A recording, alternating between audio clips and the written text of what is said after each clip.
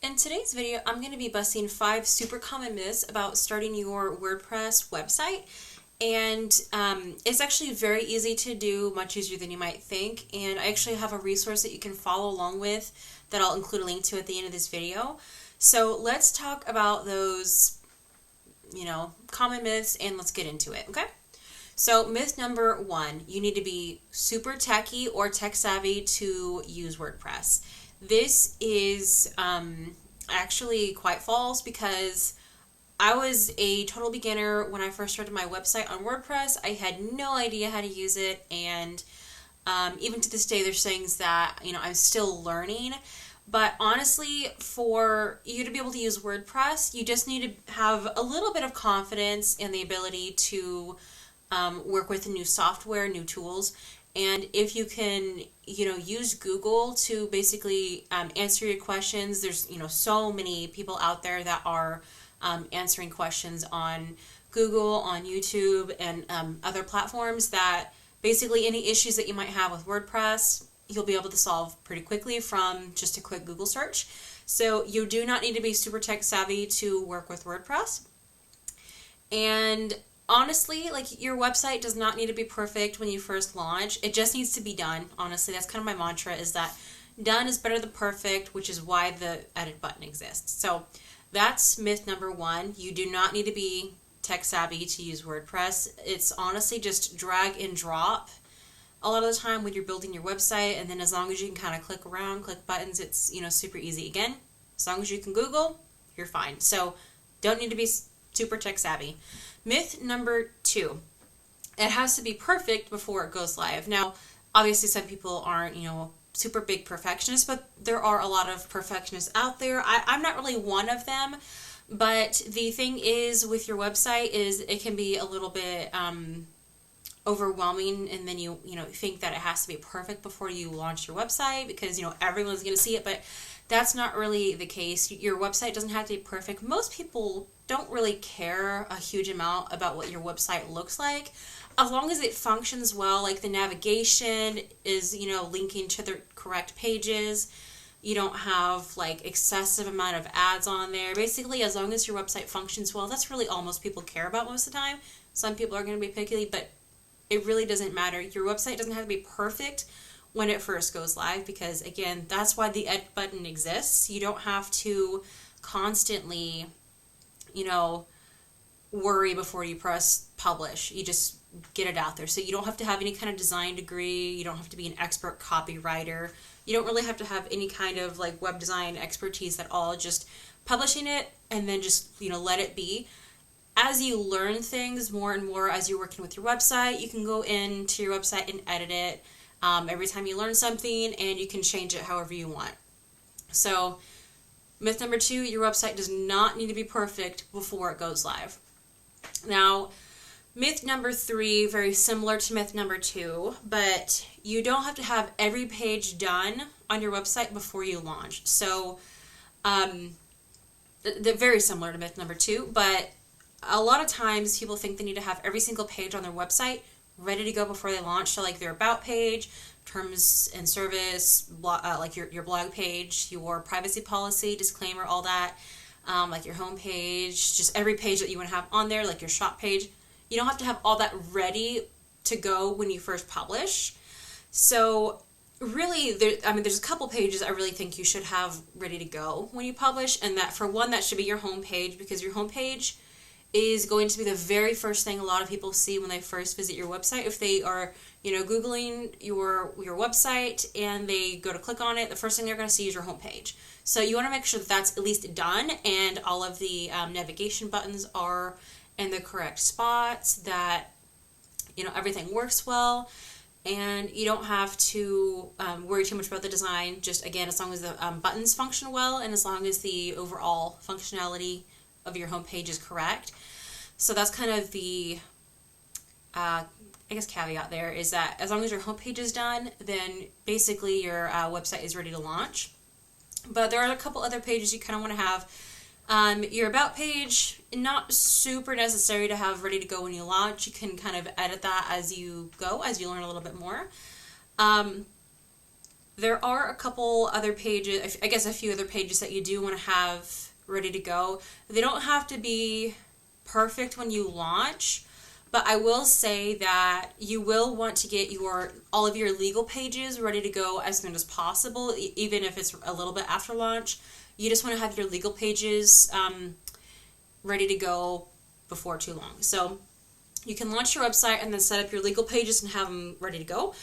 But the thing with your legal pages is that you don't really want to use any free legal templates that are out there, because a lot of times they are missing like the crucial things that you actually need on your legal pages. So that would be your privacy policy, your disclaimer, terms and condition, terms of service or whatever. That includes like your cookie policy, things like that. So that was something that I was kind of afraid about when I first started my website, is I was concerned that I would need to have all of these things ready to go before I launched. And so, I just had a few pages ready, and then I'm just going to launch. I'm not going to, worry about the hassle of, everything being perfect. I just want to launch. I got to get it going. Get it going. So with your legal pages, if that is something that you are wanting to look into and you're ready to go ahead and start working on, I will actually link in the description for the legal templates that I use for my own website. They're very easy to use. You can fill them out in like 5 to 15 minutes. They are created by an actual lawyer who has helped thousands of business owners to protect their business, set up their sites with all the correct legal page, legal terms, all of that. She does a very good job setting them up, so they're very, very easy to fill out. I think each one took me like 5 or 10 minutes at most. And you'll have, when you do purchase these, you'll have lifetime access to updates, so you don't have to pay extra every time there's an update to like all of the legal information on there. So you'll get access to those lifetime updates, so you don't have to pay anything extra. So that saves you a ton of money there. And these legal templates are also actually very affordable, so you don't need to like pay a ton of money for, you don't need to pay thousands of dollars for a lawyer to set these up for you. And then with the lifetime access, you don't have to pay them again when there's a necessary update. So again, I will include a link to those in the descriptions. That way you can take a look at those and see if that's something that you need for your business. She also has tons of other legal templates as well that you can use to protect your business. So very helpful tool to have. Let's see. Number 4. Once it's live, people will magically find it. This, not really true. It kind of is, but it isn't. So when I first launched my website, I was like, it's live. People are going to find it. This is awesome. People are going to be coming to my website. I'm going to get all this traffic. This is going to be great. Thing is, though, when you hit publish, it means that search engines can find your website, but not if you don't do search engine optimization. So the thing with publishing your website is that you need to have search engine optimization, which includes basically keywords. There's hundreds of factors with SEO, which is search engine optimization. There's tons of things that affect this, including like your permalink, your URL structure, your like your titles, your like the actual content and your blog posts, just basically everything on your website is part of SEO. So the way to get a lot more traffic, so you can hit publish on your website, but you're not going to really get a lot of traffic until you start putting things on there or getting outside referrals coming in. So like if I link a blog post in the like description of this video, you would be able to go to my website through a referral, and that's how people could get traffic to my site. But if you were to not do any of that, then you wouldn't really get any traffic to your website unless you specifically sent people to there. That's where you would have like search engine optimization, is that you want Google to be able to like rank your pages in their search results, and you do that through keyword research. So obviously that's something that you want to look into, do a bit more research on, but you can also use like social media or Pinterest, which is more of a visual search engine, to bring traffic to your website.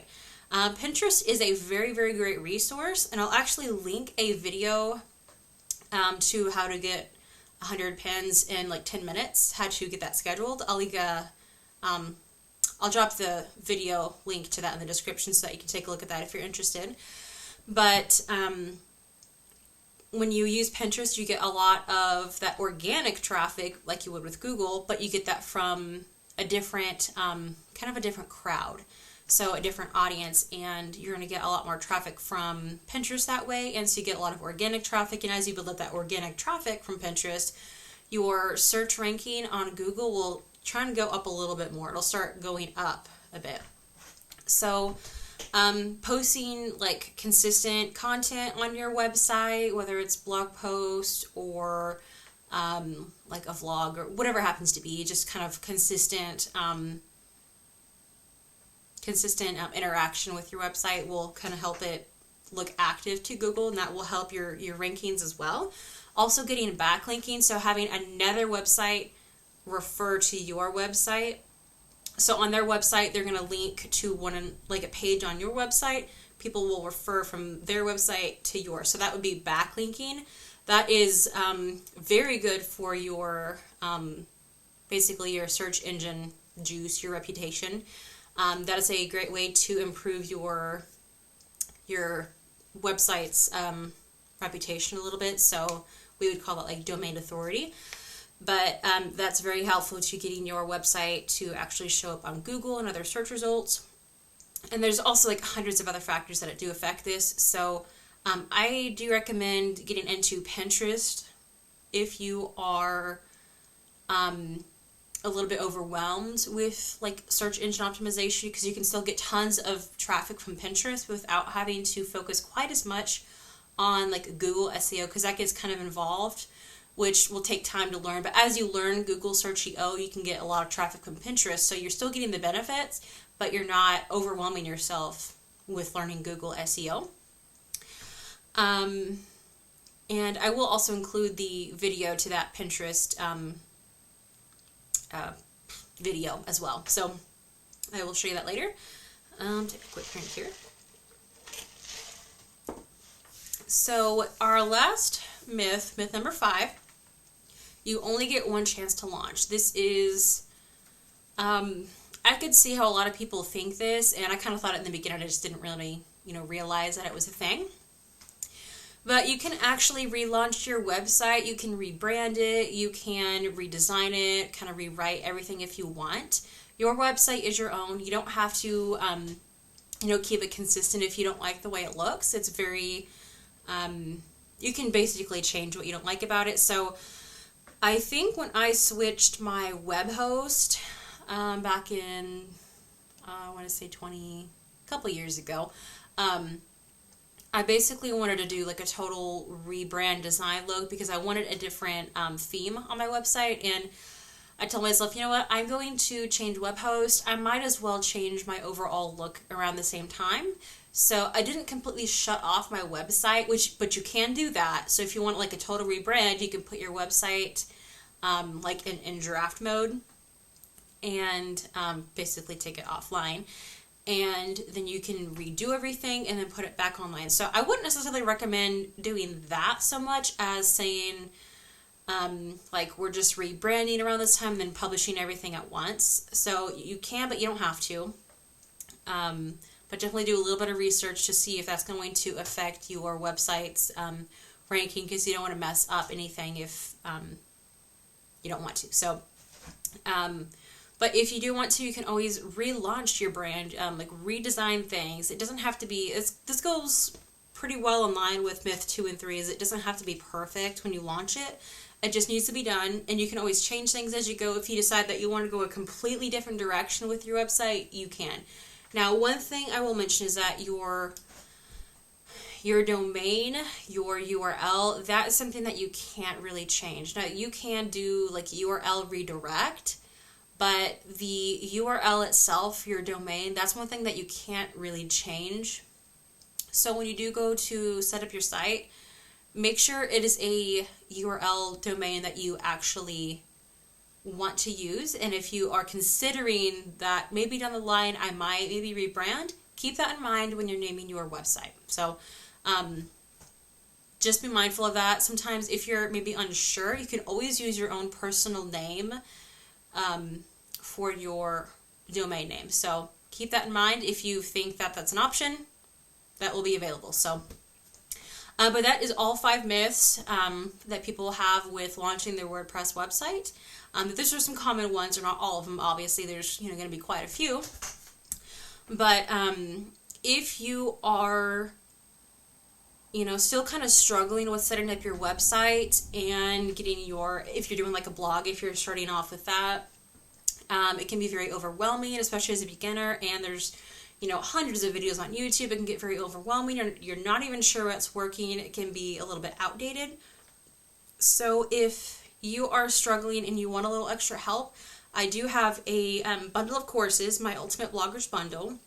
This includes 6 different courses that are all pretty comprehensive and will walk you through basically everything you need to know to get started as a first-time blogger. Or if you've been blogging for a while but you're still kind of struggling, this bundle of courses will help you with everything. So I include how to use WordPress, how to write really good blog posts, learning more about search engine optimization, setting up your email through WordPress, basically all of this beginner stuff that you'll have no idea how to do until you get to that point, and then you'll have to look up hundreds of videos all over trying to figure it out. It takes you a ton of time. This bundle of courses walks you through all of that, so you don't have to struggle with the overwhelm that beginners have. So that was one of the courses that's in there, and then the other courses includes Pinterest marketing, how to work with Pinterest as a beginner, how to create lots of pins very quickly, how to basically automate that. There's another course with email marketing, which is really good.